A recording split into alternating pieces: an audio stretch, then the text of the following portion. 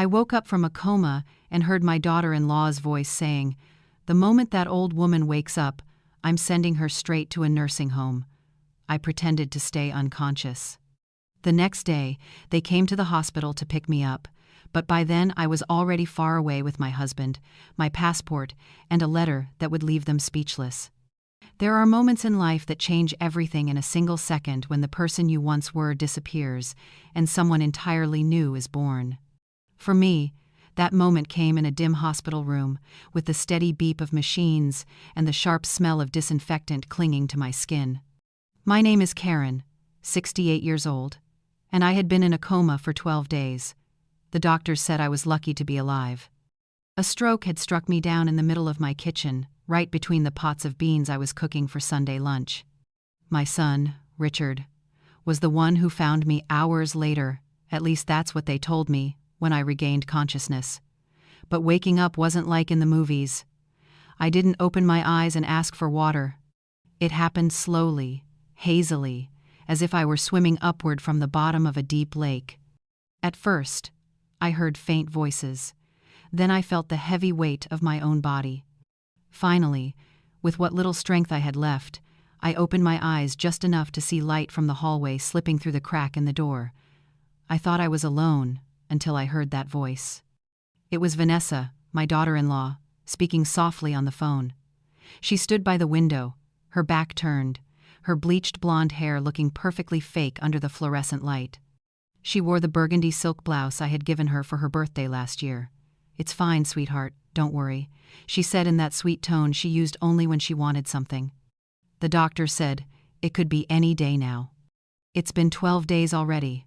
Her brain is badly damaged." My heart, which had only just steadied, began to race again. I tried to move, to speak, but my body didn't respond. I was trapped inside myself. "Listen," Vanessa continued, her voice suddenly as cold as a blade. "As soon as that old woman dies, we'll sell the house. It's worth about $900,000. We can pay off our debts, buy that beach condo you like, and still have money left to open the store." Each word cut into me. "And if she doesn't die?" came Richard's voice from the phone, weak, tired, defeated. "What if she wakes up?" Vanessa laughed. A hollow, emotionless sound. "Then we go with Plan B, darling. I already spoke with the lawyer your cousin recommended. If she has brain damage, we declare her legally incompetent and take control of everything. And if, by some miracle, she wakes up perfectly fine," there was a pause so long it froze my blood, "then we'll send her to that nursing home outside the city. For $3,500 a month, they'll keep her there. She's lived long enough anyway." The heart monitor beside me started beeping faster. Vanessa turned, startled, but I had already closed my eyes.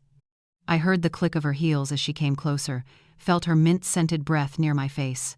"Mrs. Karen," she whispered, "can you hear me?" I didn't move, didn't even breathe deeply. I turned myself to stone. After what felt like forever, I heard her footsteps moving away, the door closing softly behind her. In the dark, with my eyes tightly shut and my heart breaking, I made the most important decision of my life. I would not wake up, at least, not yet. I would listen, observe, and learn everything about the monsters I had raised. Because after 68 years on this earth, I knew one thing for certain: never underestimate a woman who has nothing left to lose. And I had lost everything except my dignity. That, I swore to God, I would never let anyone take from me. Lying motionless on the hospital bed, pretending to still be in a coma, my mind drifted through the memories that had brought me here: every sacrifice, every sleepless night, every dollar I had saved for my son. Richard was born when I was 28. His father, Henry, left 6 months later, disappeared into the night, taking all our savings and leaving a single note on the kitchen table. "I'm not ready to be a father. I'm sorry." I stayed behind in a small rented room on the outskirts of Chicago, with a crying baby and no clear future. But I didn't give up. I started baking cheese, bread, and corn muffins to sell in the mornings. I woke up at 4 a.m., carrying Richard on my back with an old cloth my mother had left me before she passed. I made 50 cheese breads, 50 corn muffins, and 30 cornbreads. I sold them near the train station before sunrise, earning between $300 and $450 a day. Not much, but enough to survive. In the afternoons, I cleaned houses 3 a day, Monday through Friday. My knees swelled, my hands cracked from bleach, my back ached every time I stood up. But every time Richard hugged me and said, "I love you, Mom," the pain vanished. I sent him to public school, then later to a better high school. He was a polite, hard-working boy. Teachers adored him. When Richard turned 18 and was accepted into business school, I cried tears of joy. We were poor, but my son would have the future I never did. For those 4 years, I worked relentlessly cleaning houses, baking, ironing clothes on weekends. I paid for his books, his meals, his bus tickets. I didn't date, didn't buy new clothes, didn't go to the movies or parties. My entire world revolved around that boy. When he graduated, I had saved $450,000, 8 years of backbreaking work and frugal living. I gave him the money as a down payment for a small condo in the suburbs. "Mom, I promise I'll pay you back every cent," he said, tears in his eyes. "You'll see I'll be successful and take care of you." He never paid back a dime, but I didn't mind. Seeing him stable with a management job at a cell phone company was enough for me. 3 years later, Richard met Vanessa at a company event. She was beautiful, tall, slim, looking like she had stepped out of a magazine. She worked as a receptionist at a dental clinic and dreamed of opening her own spa. She spoke of a difficult past, claiming her family had abandoned her. From the first time I met her, something inside me warned me. It wasn't her looks, it was her eyes, sharp and calculating, as if she were appraising the value of everything in my living room while sipping coffee. "Mrs. Karen," she said with a fake smile, "your house is beautiful. That cabinet, it's antique, right? Is it real wood?" "It belonged to my mother," I replied proudly. "It's over 60 years old. Must be worth a fortune," she said, running her hand along the polished wood. Richard begged me to accept her. "Mom, she makes me happy." And like so many foolish mothers before me, I agreed. They got married 6 months later in a small wedding that I paid for almost $100,000 for everything. The food, the dress, the venue. Vanessa wanted something elegant, and Richard had no savings. He claimed he'd had some credit card issues. I just smiled. "Don't worry, son, I'll take care of it." A year later, Richard lost his job. The company shut down. He fell into depression, and Vanessa began complaining, threatening to leave if he didn't find work soon. One night, Richard called me crying. "Mom, can Vanessa and I stay with you for a while? Just until we get back on our feet?" I said yes without hesitation. "This is your home, son."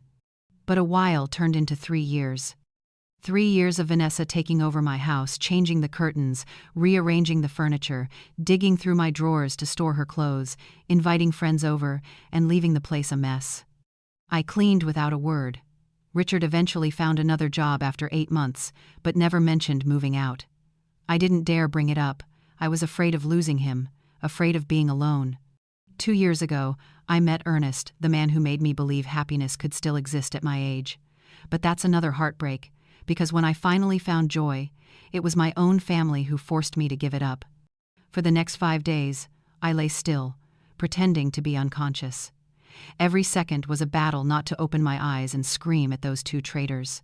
I chose silence, to watch and learn. On the second morning, Vanessa arrived early with another woman. "Come in, Danielle," she said. "She doesn't know anything." The younger woman's voice trembled. "Are you sure? I feel awful." Vanessa laughed. "Oh, come on. The old lady won't notice. Just look at her. She's practically dead already." The words cut through me, cold and casual, as if they were talking about the weather.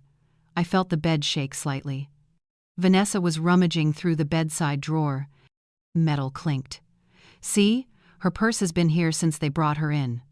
"Thank God Richard was smart enough to take it home," she said, followed by the sound of a zipper opening. "Look, here's the house key. And this is gold." Her voice was giddy. It was my gold necklace, The one my mother had given me when I was 15, the only truly valuable thing I owned. "Vanessa, you can't take that," Danielle said quietly, clearly uneasy. "Why not? Once she's dead, it'll be mine anyway. I'm just getting ahead." Her voice dropped lower, cold and matter-of-fact. "Besides, I need to pawn it. We have to pay off the credit cards, or we'll get sued. We already owe $127,000. My blood boiled, but I stayed still, not a muscle twitching. "Here," Vanessa continued excitedly, "let me show you the house on video. I took pictures everywhere to prepare the listing. I heard the phone click, the sound of a call. See? Perfect. This is the hospital, and there's the old woman completely still. Richard says if she survives, she'll never be the same anyway. So, same difference. My son. Richard, the little boy I once carried on my back selling cheese bread every morning. The young man I hugged and cried with on his graduation day.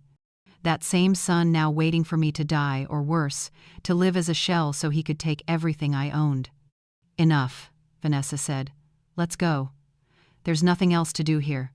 The nurses know I won't be back this afternoon. I have work." Lies. She had quit her job a year and a half earlier, saying she was too stressed and needed time to find herself. Meanwhile, my $6,200 monthly pension was keeping them afloat. They left, and I lay there, my heart pounding so hard I feared the monitor would give me away. But the worst came that night. When the hospital was quiet, with only the faint murmurs from the nurses' station, the door to my room creaked open. Richard walked in alone. He sat on the chair beside my bed. I heard his weary breathing. For a brief, foolish moment, I thought he had come to say he loved me or to apologize. But no. He pulled out his phone and made a call. "Good evening, Attorney Freeman. Sorry to call so late. This is Richard Moore, Karen Moore's son, the stroke patient. I need to ask you a few urgent questions." He paused for a few seconds, then continued. He asked the attorney what options he had if I woke up impaired, and what would happen if I recovered fully. The answer didn't matter as much as the fact that my own son was shopping for ways to control my life. He hung up, sat in silence, then I heard him cry, but not for me. He cried for himself, for his debts, for his wasted life. "I'm sorry, Mom," he whispered. "I just can't take it anymore. Vanessa's right. You've lived long enough. Now it's our turn." He stood up, pressed a cold, empty kiss to my forehead, and left. That night, in a room that reeked of medicine and betrayal, I opened my eyes. Tears streamed down my face, soaking my pillow. I didn't make a sound. I just breathed quietly. And in that darkness, a new woman was born, no longer the fragile Karen, but the one ready to fight back. The next day, I met Lucy, a young nurse around 32, with her hair tied up, bright brown eyes, and a voice as gentle as the wind. She wore a light blue uniform and a pair of white shoes worn down at the heels. She walked into the room, checked the IV line, adjusted the blanket, and then stopped beside the bed. "That's strange," she murmured, flipping through the monitoring chart. "The patient's vitals are more stable when her family isn't around, but every time they visit, her heart rate spikes, her blood pressure rises." She stopped speaking, and I could feel her gaze fixed on me. I didn't move. Lucy quietly left the room, but I knew she had noticed something. That entire evening, I tried to convince myself it was my imagination, that the nurse wouldn't suspect a thing. But late that night, when the hospital was silent, my door creaked open. Someone walked in and gently took my hand. A soft whisper followed. "Ma'am, if you can hear me, if you're awake but pretending, move your index finger.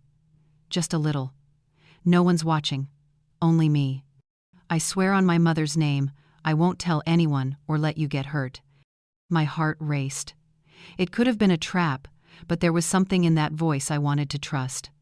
I moved my finger ever so slightly. Lucy gasped. "Oh my God," she whispered. "I knew it." She squeezed my hand gently, her voice trembling. "Ma'am, I don't know what's going on, but I've worked here for 10 years, and I know when something's wrong. The vitals don't lie. You're conscious, and you have a reason to pretend." I opened my eyes slowly. I looked directly at another human being. Lucy leaned close, compassion shining in her eyes. "Please," I croaked, my voice hoarse. "Help me." She glanced around, then whispered, "What do you need? Are you in danger?" Tears streamed down my face. "My family. They want me dead. They want everything I own. My son." My voice broke, a sob catching in my throat. Lucy wrapped her arms around me. A stranger, but in that moment, she became my anchor. She let me cry on her shoulder, gently stroking my hair like a daughter comforting her mother. "It's okay," she whispered. "Breathe. You're safe now. I'll help you." "Why?" I asked once I could speak again. "Why would you help me? You don't even know me." Lucy sat on the edge of the bed, her eyes filled with quiet sorrow. "Because 5 years ago, my grandmother went through the same thing. She had a heart attack, and while she was lying here in this very hospital, her youngest son, my Uncle Andrew, tricked her into signing papers he said were treatment consent forms. She trusted him and signed without reading." Lucy wiped a tear rolling down her cheek. When she got out, she had nothing. He'd sold her house, taken all $320,000 of her savings, and left her renting a tiny room out of pity. She died 2 years later, not from illness, but from heartbreak. I've never forgiven myself for not being there to protect her. She took my hand tightly. "I won't let that happen to you. Tell me what you need, and I'll help, but you have to trust me." From that moment on, Lucy became my ally, my guardian angel. For the next 2 days, she became my eyes and ears. She brought me a phone whenever Vanessa forgot hers at home, hid a charger in her scrub pocket, helped me make brief calls when no one was looking, and always stood watch at the door. It was Lucy who told me she'd overheard Vanessa talking to a friend on the phone about selling my belongings. That antique cabinet could go for at least $120,000. I know an antique shop in the North Ridge area that pays top prices, and my mother-in-law's porcelain set those are collectibles. Each piece could sell for over $3,500, and there are at least 30 of them. It was also Lucy who overheard Richard's phone call. "Yes, Mr. Attorney, I've spoken to the appraiser. If we sell fast, the house could fetch about $800,000. A bargain, given the location. Normally it'd go for more, but we need the money urgently." And it was Lucy who pushed me toward my final decision. One evening, as she helped me stretch my legs to regain strength, she said, "You don't owe them a thing, not a single thing." I looked at her, my voice trembling. "But he's my son." Lucy squeezed my hand firmly. "A son who plans something like this isn't a son anymore. He's just a stranger who shares your blood. You still have yourself, your dignity, your life, and 68 years of hard work. No one has the right to take that from you, not even him." That night, I made the hardest decision of my life. "Lucy," I said, "I need your help with one more thing, a big one. I have to leave this place without anyone knowing, and it has to be soon, before it's too late." Lucy nodded slowly. "Do you have somewhere to go? Someone who can help you?" I closed my eyes, and an image surfaced, a face I had tried to forget for 2 years. A man with warm brown eyes and a kind smile that once made me feel alive again. "Yes," I whispered. "I think I do." "Then give me his name," Lucy said, pulling out her phone. "I'll call him for you." I took a deep breath. "Ernest Vaughn. His number is in my favorites." Lucy found the name, handed me the phone with slightly trembling hands. I pressed call. 3 rings.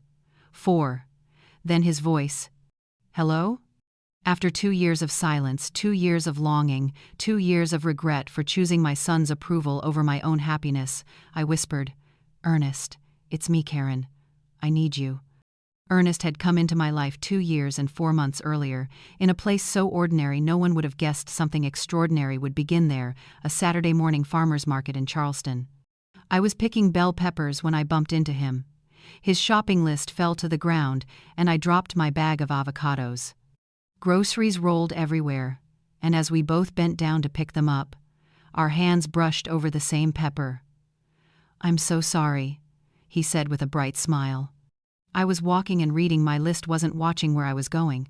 I laughed, a real laugh, one I hadn't had in years. "It's fine. I was in a rush too. I should have been paying attention." We stood up at the same time. He was 71 then, but still looked strong and elegant. His silver hair was neatly combed, his brown eyes warm and sharp, his large hands calloused from a lifetime of work. He wore a gray sweater and clean jeans. "Would you let me buy you a cup of coffee?" he asked sincerely. I should have said no, but that smile made it impossible. We went to a small cafe on the corner, ordered 2 cups of hot latte and a plate of pastries that he insisted on paying for. We talked. My God, we talked for hours. He told me he was a widower. His wife, Beatrice, had passed from cancer 3 years earlier after 45 years of marriage. He had 2 married daughters living in Seattle and had worked as a high school history and math teacher. Now he lived on a pension of about $4,200 a month, plus some savings. "I've got a small house by the South Carolina coast," he said, his eyes lighting up. "I bought it 15 years ago, when my wife was still alive. It's small, but the garden's beautiful. Beatrice used to plant lavender everywhere. I haven't gone back since she died. I'm afraid of how empty it'll feel." I told him bits of my story, not all, but enough. About Richard, about raising him alone, about my years of hard work and the house I built with sweat and tears. "You're a strong woman," he said, gently taking my hand. "I can see it in your eyes, in your voice. Not many people can rebuild a life from nothing." That morning turned into afternoon, and before we knew it, we'd agreed to meet again the following week. Then the next, and the next. For 6 months, we met every Saturday walking in the park, eating pastries from street stands, visiting the small museum, and he always brought me sunflowers from the train station because he knew they were my favorite. I baked cheese bread for him because he missed home-cooked food. There was no rush, no pressure, just peace, until the day he kissed me under the purple-blossomed tree in the park. Petals fell around us like rain. In that kiss, I rediscovered something I thought was gone forever: hope. "Karen," he said, his voice trembling, "I know we're old. Life has beaten us both down, but I want to be with you, not just as a friend. I want to call you every morning, see you, hold you. I want you to be my companion." I cried with joy. At 66, I thought love had no place left in my life. But he made me believe again. "Yes," I said, "I want that too." That night, I told Richard. I thought he'd be happy for me, but his reaction shattered me. "You have a boyfriend?" he scoffed. "Mom, you're 66. Don't you think that's ridiculous?" "Not at all," I replied. "Ernest is kind, educated, hardworking. He owns his home, he has a stable income." Vanessa chimed in, not looking up from her phone. "Oh, please. He's after your house.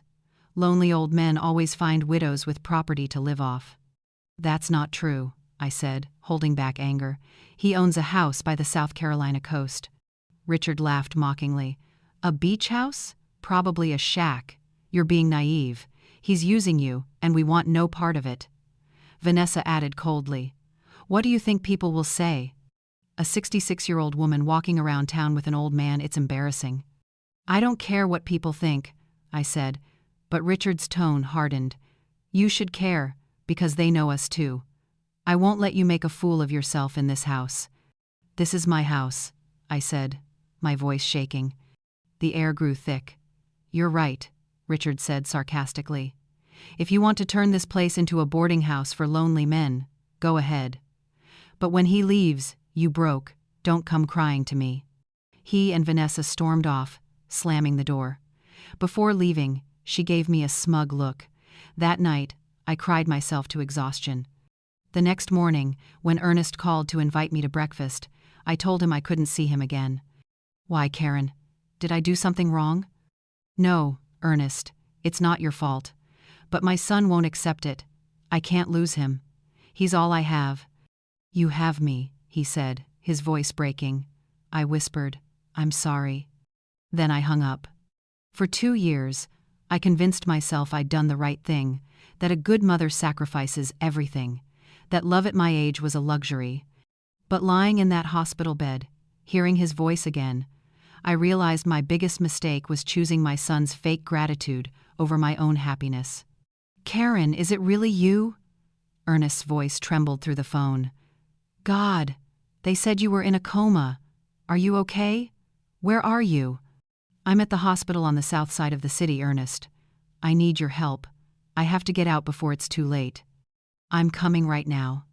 No, I interrupted. You can't come here. Richard and Vanessa can't know I'm awake. They're waiting for me to die to take the house. On the other end, I heard a heavy sigh. What do you need, my love?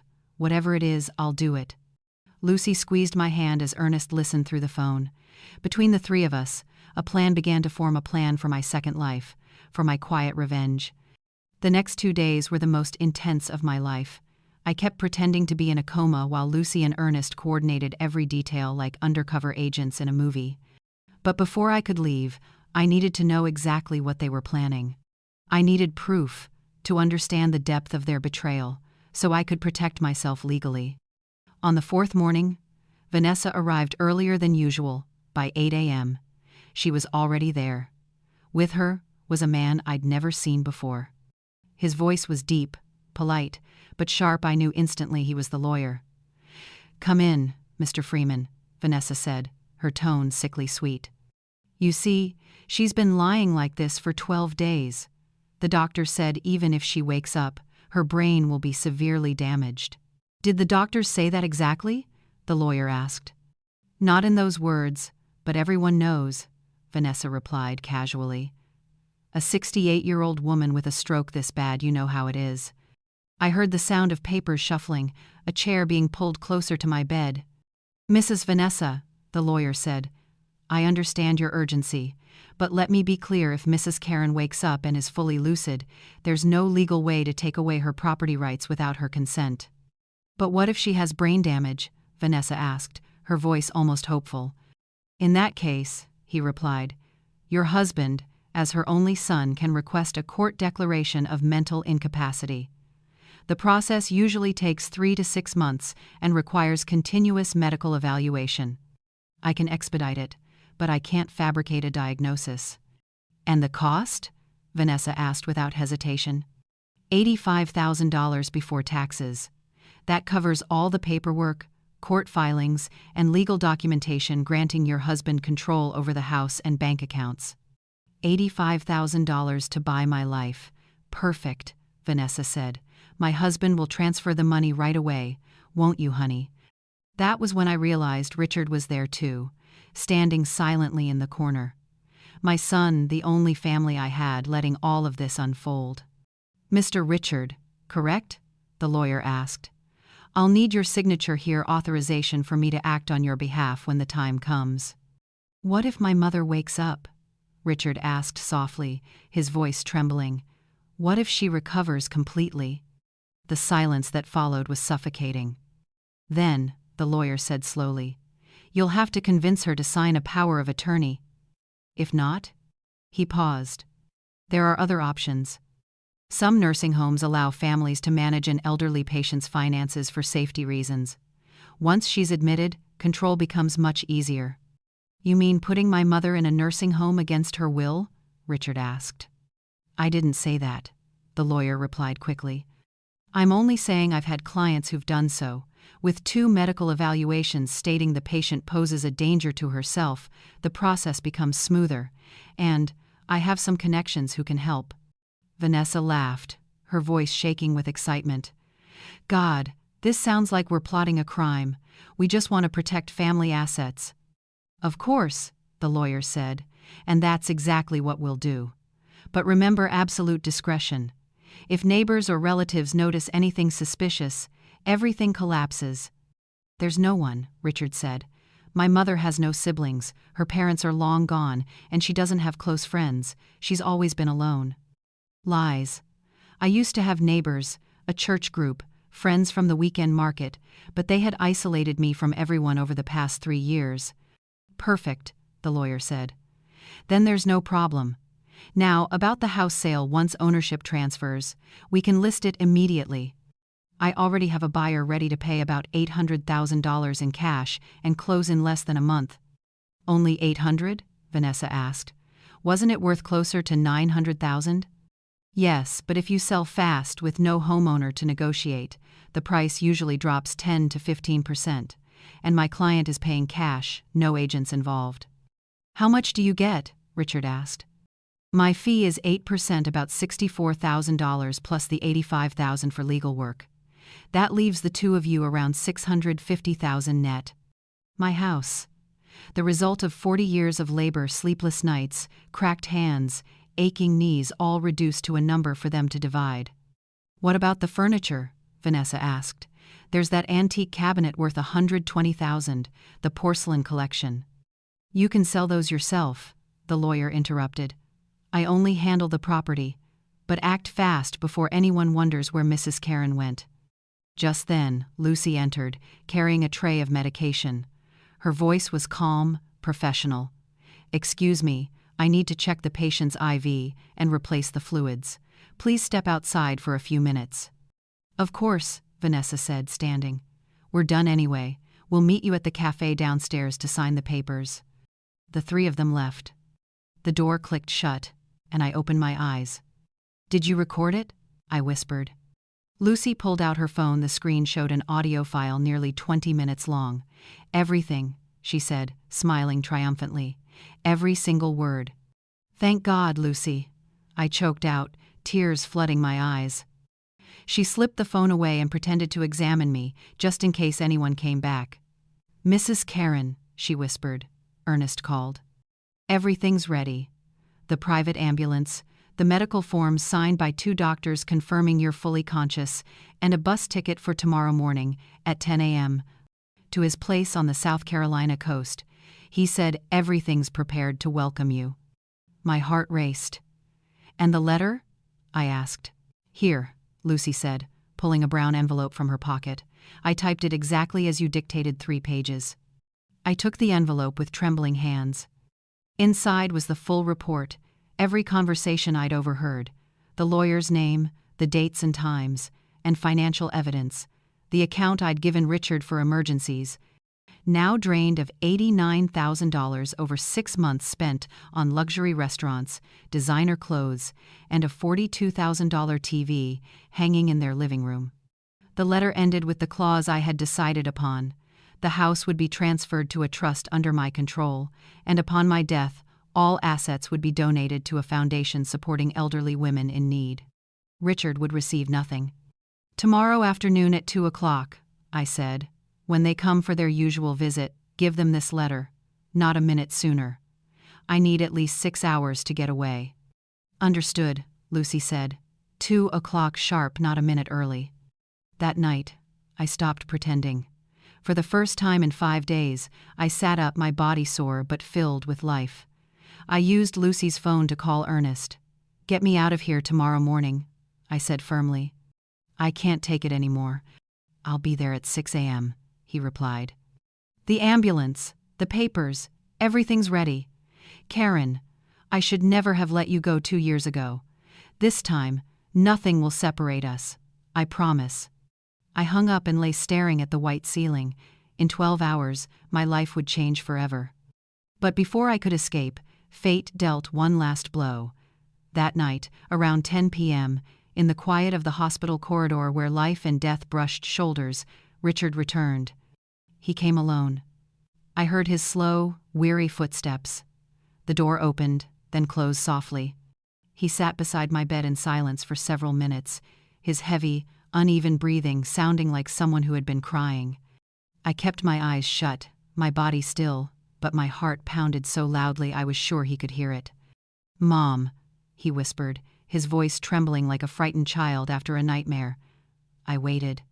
I wanted to believe he had come to apologize, that somewhere inside the 40-year-old man, my son still existed. I don't know if you can hear me, Richard said, his voice quivering.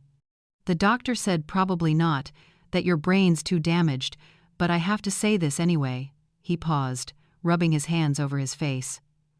I'm so tired, Mom. I'm 40 and have nothing to my name. The condo you helped me buy, I lost it 3 years ago because I couldn't keep up with the payments. My credit cards are maxed out. I owe $127,000 and have no idea how to pay it back. Vanessa tears me apart every day, calls me a failure, says her friends married successful businessmen, while she ended up with a useless man. And she's right. His voice cracked. I am a failure. I lost my job a year and a half ago. Not the first one, I got that back once, but the one after. This time I was fired. Not laid off, fired. For being late, for skipping work, for doing a terrible job. They threw me out like garbage. I froze. I hadn't known any of it. I didn't tell you because I was ashamed, he went on. Every morning, I left the house pretending to go to work, but I just sat in cheap diners watching the clock until it was time to come home. His voice broke again. Vanessa found out 6 months ago. Instead of helping, she threatened to leave unless I brought in money by any means. My heart ached. My son, the little boy I once carried on my back, now sat here, broken and desperate, while I, his foolish mother, had been cooking dinner every night, oblivious. So we came up with an idea. His tone shifted, cold, flat. Your house is worth about $900,000. You don't need it. You live alone, barely use your pension, don't travel, don't enjoy anything, no friends, no life. You just exist. And we're drowning. Something inside me shattered. Then you had the stroke, he continued. And the first thing I thought, God forgive me, was that it was a sign. Like the universe was saying it was time, that your time was over, and this was our chance. Tears streamed down my face uncontrollably. But now you're lying here, and I don't know what to do. Part of me, the part that's still your son, wants you to wake up, wants to hug you, to say I'm sorry, to promise I'll change. But the other part, the tired, scared, angry part. He fell silent. The pause stretched unbearably long. That part just wants to let things be. My heartbeat thundered in my chest. The doctor said there's a 60% chance that if you wake up, you'll have permanent brain damage, need care for life. Vanessa says that would be torture for everyone, even you. She says if you don't wake up in a few days, we should tell the doctor not to resuscitate you if your heart stops. My son had just signed my death sentence. I already signed it, Mom, he whispered. Yesterday. The DNR order. The doctor asked 3 times if I was sure. I said yes. I told him you were a woman of pride, that you'd rather die than live dependent. I couldn't breathe. It felt like my lungs were being crushed. Forgive me, he continued, his voice breaking. Forgive me for being weak, for not being the son you deserved. Forgive me for everything. He pressed his lips to my forehead, a cold, empty kiss. I used to love you. I really did. So much. Then he left. I lay there in the dark, tears soaking my pillow, my heart in pieces. I couldn't move, couldn't think, only feel a pain so deep it burned. The child I had raised, protected from every harm, was gone. In his place sat a stranger, desperate, weak, but cruel enough to let me die to save himself. Around 3 a.m., when the pain became unbearable, I shakily dialed Ernest's number. Karen, what's wrong? Are you okay? No, I whispered, my voice trembling. I'm not. I have to leave this place tomorrow morning. Ernest, before it's too late. Everything's ready, my love. 6 a.m., yes? Earlier, 5:30, please. What's happening, Karen? You're scaring me. My son signed a do not resuscitate order. If my heart stops, the doctors will let me die. Ernest, they're going to let me die. On the other end, there was silence, then a deep breath. I'll be there at 5:30 sharp. I swear on everything sacred. No one will touch you. No one. I hung up and curled up on the cold hospital bed. I had lost my son long before this, not after the stroke, but in the years he smiled at me falsely, called me Mom, and let me cook dinner as if we were still a family. I lost him the day he chose Vanessa over me, the day he let her humiliate me in my own home, the day he decided I was a burden instead of the woman who had sacrificed everything for him. And that night, in the stillness of the room, with the heart monitor beeping steadily like a reminder of betrayal, I made my choice. I was no longer his mother. I owed him nothing, no love, no loyalty, no forgiveness. Starting tomorrow, Karen Moore would live for herself. After 68 years, I would finally choose me. and that choice would begin with escape. Lucy's alarm went off at 5 a.m. Though neither of us had slept. She entered the room at 5:10, wearing her uniform and carrying a small backpack. Her eyes were full of determination. "Ready, Mrs. Karen?" she whispered, locking the door behind her. "Ready," I answered, though my voice still trembled. Lucy pulled out a simple outfit, a pair of gray sweatpants, a hoodie, and sneakers. "Change quickly. Mr. Ernest will be here in 15 minutes. I stood up, my legs shaking after days in bed. Lucy held me steady. Slowly, easy. I changed, my hands clumsy, my heart pounding with adrenaline. She tied my hair into a ponytail and pulled the hood over my head. "Perfect. You look like someone who just visited a patient and is heading home." At 5:25, Lucy's phone buzzed a text from Ernest. "I'm in the parking lot. White ambulance. Ready." "It's time," Lucy said, gripping my hand. "You remember the plan?" "I remember." We stepped into the hallway. It was almost empty. Only one nurse at the desk, focused on paperwork. Lucy spoke in her normal tone. "I'm taking Mrs. Karen Moore to the restroom. I'll be back in 5 minutes." The nurse waved without looking up. We walked toward the elevator. Every step felt endless. I feared that at any moment, someone might call out, an alarm might sound, or Richard and Vanessa might appear. The elevator doors opened empty. Lucy pressed the button for the lower basement. "The ambulance bay is on level B2. Fewer people this early," she explained. The doors closed. My heart pounded in my chest. When they opened, the cold air from the parking area hit my face. The scent of gasoline and disinfectant mixed in the air. 3 ambulances waited, one with its lights on. "That one," Lucy pointed.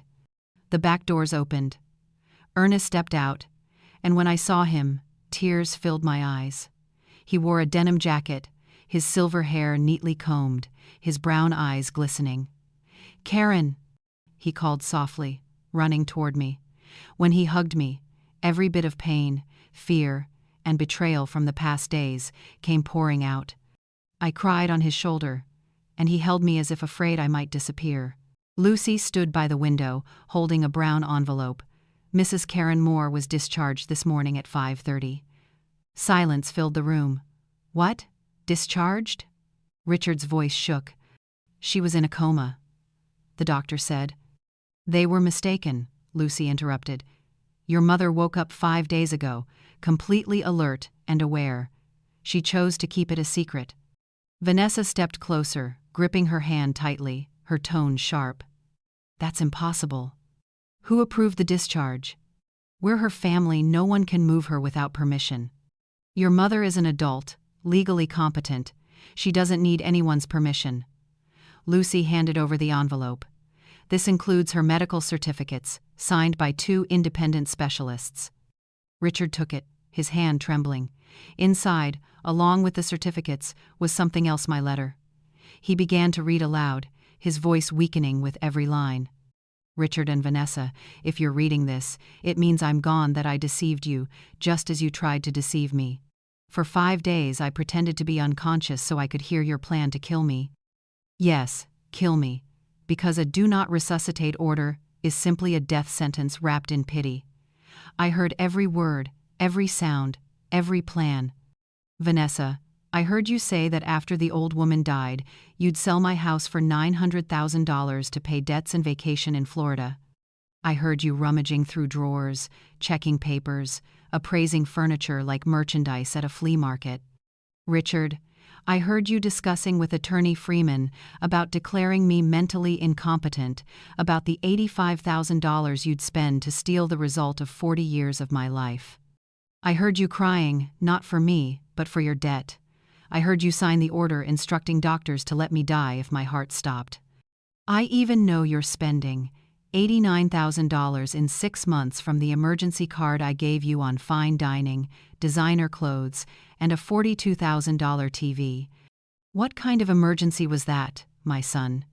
Your ego? Your pride? Or your fear of your wife's judgment? The most painful thing was what you said last night, when you confessed you were tired, a failure, and wanted to let nature decide that I'd lived long enough, and it was your turn now. Those words shattered my heart but also opened my eyes.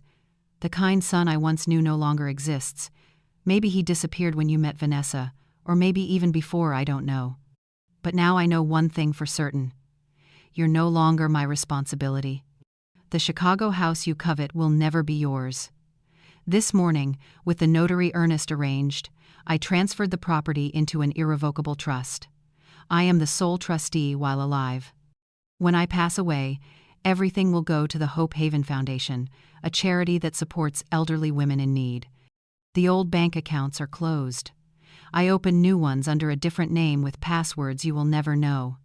My $6,200 pension will go there each month.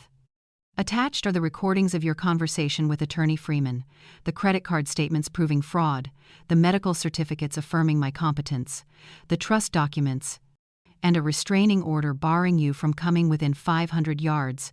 Violate it, and you'll be arrested immediately. Richard, for 40 years, you were my entire world. I gave you everything, even what I didn't have. I worked myself to exhaustion so you could have a better life. And in return, you gave me betrayal. I don't expect you to understand this pain, you're incapable of it. But you need to know this. I forgive you. Not because you deserve it, but because I need peace.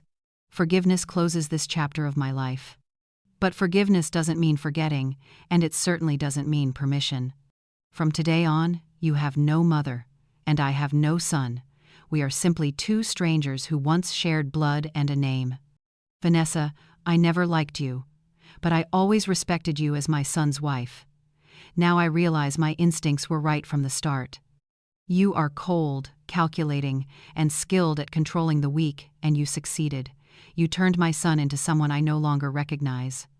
I hope the $800,000 you dreamed of was worth it, because that's the price you put on my life, and you will never see a cent of it. Now, you have two choices. 1. Accept this outcome with the little dignity you have left and rebuild your life. Or 2. Try to find me, harass me, or drag me to court. If you choose the latter, remember this. I have sent copies of all evidence to 3 separate lawyers, one in Chicago, one in Charleston, and one in Denver. If anything happens to me, whether an accident or a sudden passing, all of it will go straight to the authorities. I've also recorded a detailed video explaining everything, locked in a safe with instructions on how to access it. If something happens, don't look for me. Don't call me. To you, I no longer exist. Live with the consequences of your own choices. Sincerely, Karen Moore, the woman who finally learned to choose herself. Lucy said that when Richard finished reading, he stood frozen. The letter slipped from his hand and fell to the floor. Vanessa picked it up, kept reading, and her expression changed with every paragraph. "She's insane," she muttered. "That crazy old woman will destroy us." "That crazy old woman," Lucy replied, her voice cold as steel, "is the bravest woman I've ever met. And the two of you are the most heartless people I've ever seen in this hospital, that's ever walked into this hospital, and trust me, I've seen plenty." Richard sank into the same chair he had sat in the night before, sobbing soundlessly, only choking on his breath in despair. "I've lost my mother. I've really lost her." "No," Lucy said calmly. "Your mother lost you long ago.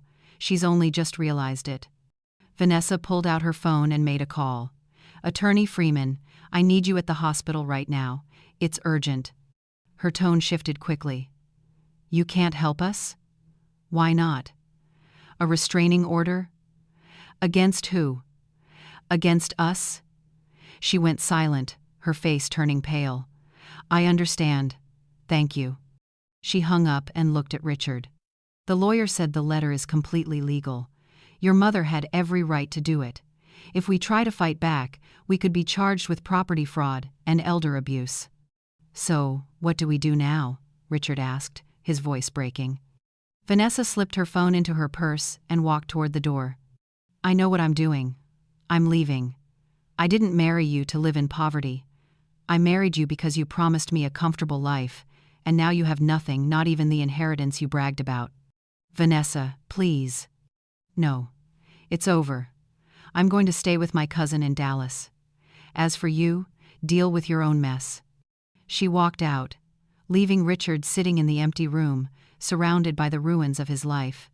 Lucy said he sat there staring at the fallen letter for nearly an hour, then picked it up, folded it carefully, and left the hospital like a ghost. That evening, while I was at Ernest's house by the Charleston shore, sitting on the porch with a cup of chamomile tea in a garden full of lavender, my phone rang. An unknown number. I answered. "Mom." It was Richard's voice, hoarse, broken. I stayed silent, listening. "I know I don't deserve for you to hear me, but I have to say this. You were right about everything. I'm a failure, a coward, a terrible son. And I'll have to live the rest of my life knowing I almost killed the only person who ever truly loved me for money." The silence was heavy, then came the sound of his stifled sobs. "I'm not asking for forgiveness. I know I don't deserve it. I just want you to know, I'm sorry. I wish I could go back and do things differently, be a better man." Then the line went dead. I sat still, gazing at the starry sky above the coast, feeling something strange rise in my chest. Not forgiveness, not yet, but perhaps peace beginning to find its way to me. 3 months have passed since I escaped that hospital. 3 long months that felt like 3 years, like 3 lifetimes. Now I sit on Ernest's porch, holding a mug of hot chocolate, as the afternoon sun spills over the flower-filled garden. In the kitchen, Ernest hums an old love song while cooking, the smell of shrimp soup and warm rice drifting through the small 2-bedroom house where I've found peace again.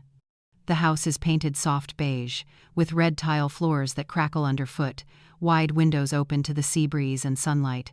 His late wife's garden has come back to life. I've planted mint, parsley, and cherry tomatoes. The first few days were hard. I couldn't sleep, flinched every time the phone rang, terrified that Richard would find me. But Ernest was patient. He held me when I cried, listened as I poured out my pain, guilt, and confusion.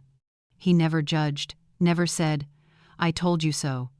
One night, as we sat under the stars, he said, "A mother's love never disappears, Karen.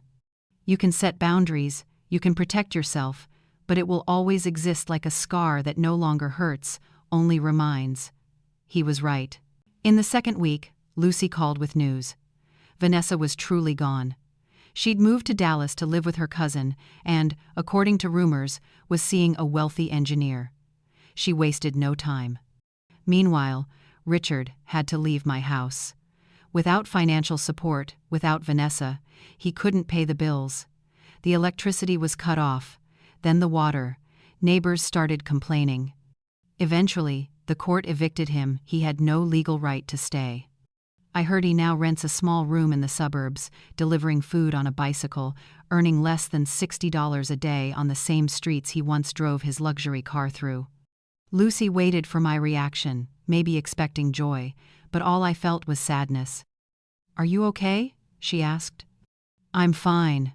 It's just, he's still my son. Even if he's no longer part of my life, I can't be happy seeing him suffer." "That's what makes you better than him," Lucy said softly.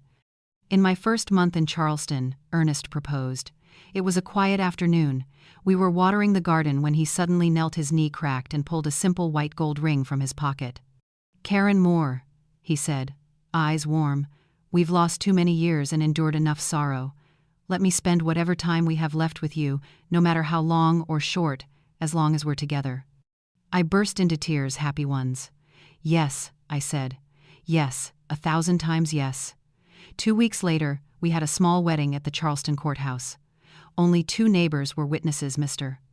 Stephen, 75, who sells pastries at the market, and Mrs. Ruth, 70, who makes the best coconut cake I've ever tasted. Lucy flew in from Chicago to be my maid of honor. I wore a simple ivory dress I bought at the market for $850. Ernest wore his only gray suit, the one from his first wedding 48 years ago. None of that mattered. It was the happiest day of my life.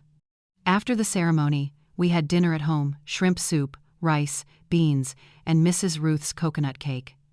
We ate, laughed, and danced to the sound of Mr. Stevens' guitar. That night, lying beside Ernest, staring at the wooden ceiling, I asked, "Do you think I'm a bad person for walking away from my son?" He took my hand. "No. You didn't walk away from him, he walked away from you long ago. You just stopped being the life raft when he tried to drag you under. You're still his mother, and he's still your son, but being a mother doesn't mean erasing yourself. Being a mother means loving, but also teaching. And sometimes, the hardest lesson is letting someone face the weight of their own choices." He was right, as always.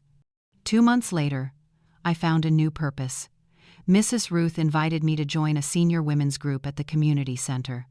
They call themselves the Silver Warriors. There are 12 of us, aged 60 to 78, all widowed, abandoned, or betrayed, but all survivors. We started making crafts to sell at the market. I taught them how to make cloth dolls from old clothes. Others taught embroidery, knitting, wood painting. From our earnings, we began helping elderly women in the community who were struggling.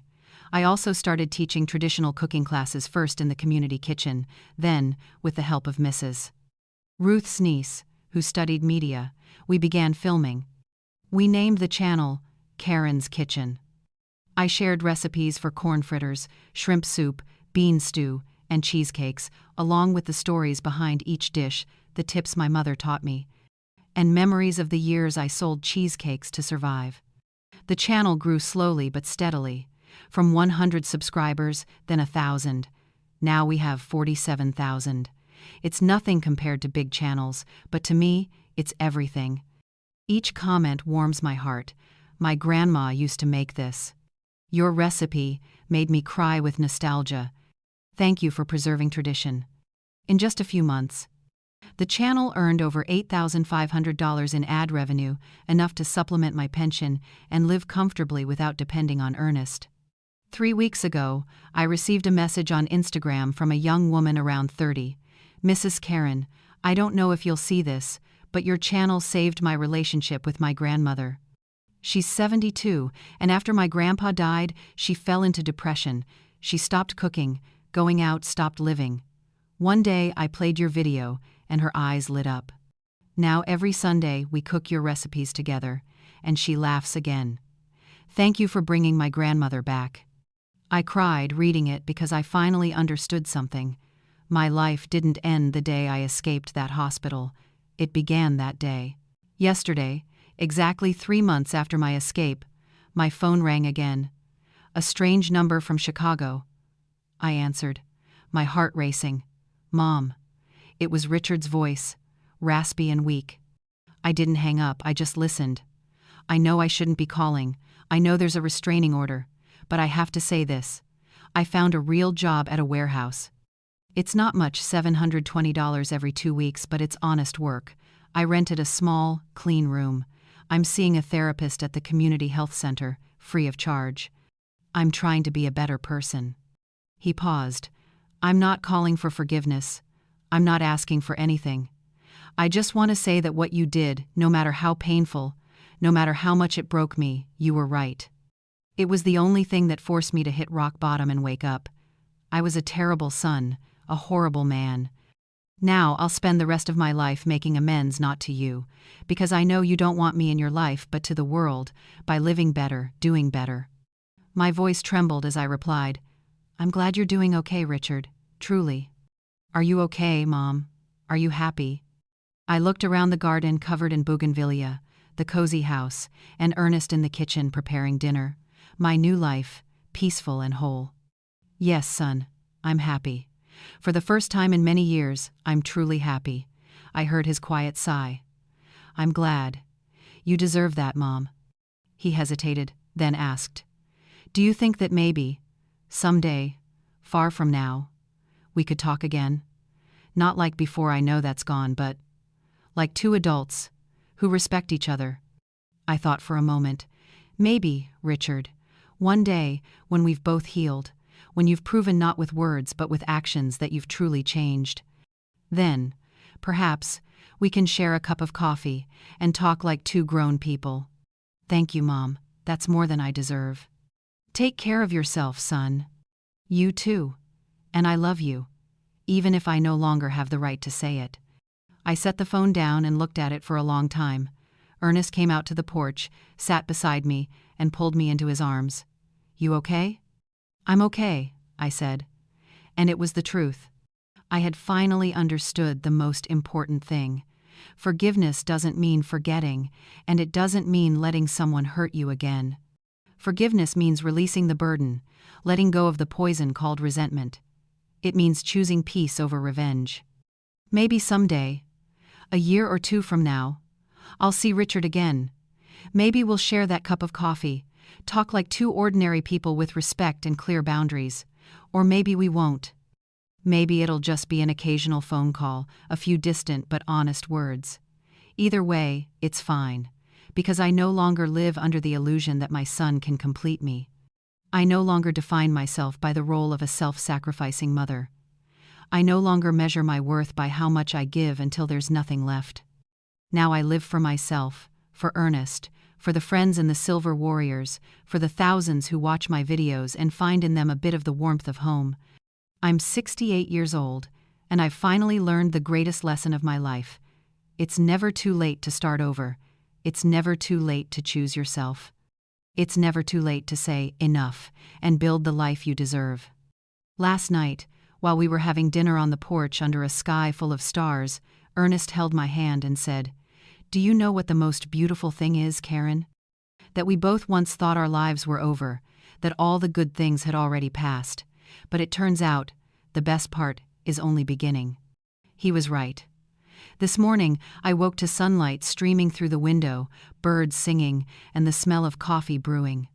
I put on my favorite cotton robe and stepped into the garden to water the plants. As the cool water touched the bougainvillea petals, I remembered my mother's words when I was a little girl. "Sweetheart, bougainvillea is like strong women. You can cut them, neglect them, think they're dead, but if their roots are deep enough, they'll bloom again." And I have bloomed again at 68, after a stroke, after the betrayal of my own blood, after that night of escape in the ambulance. I've come back to life. If I could do it, so can you. Because it's never too late to choose the life you deserve. To set boundaries, to say no, to walk away from those who hurt you, even if they're family. Your life belongs to you. Your dignity, peace, and happiness belong to you too. No one has the right to take them unless you let them. Today is Saturday. As usual, Ernest and I went to the market early. We bought tomatoes, avocados, and fresh peppers. Mrs. Ruth saved me a few packs of her best coconut candy. Mr. Stephen gave us a loaf of freshly baked sweet bread. This afternoon, I have a cooking class. We'll make traditional shrimp soup, and this time, I'll tell the story of my mother, who taught me the recipe when I was 10. Tomorrow, Sunday, I'll go to church. Not because I'm deeply religious, but because I love the feeling of being part of a community singing hymns, belonging to something greater than myself. Next Monday, the Silver Warriors will start a new embroidery workshop. We'll make kitchen towels to sell at the fair next month. That's my life now, simple, peaceful, full of meaning and genuine love. If someone asked me whether all the pain and betrayal that began when I heard Vanessa plotting to kill me in that hospital was worth it, I'd say yes. Because that pain taught me something I had never truly understood, that love for others should never come at the cost of love for yourself. Being a good person doesn't mean being a doormat. You can love someone and still protect yourself. True wealth isn't about what you own, it's about what you refuse to let others steal from you, your dignity, your peace, and your right to happiness. No one can take those away unless you let them. And I never will again. And I hope you won't either, because life is too short to live on your knees. If this story touched your heart, if it made you reflect on your own life and relationships, leave me a comment and tell me where you're listening from. Click the like button if you believe it's never too late to begin again, and subscribe to hear more stories of women who chose themselves.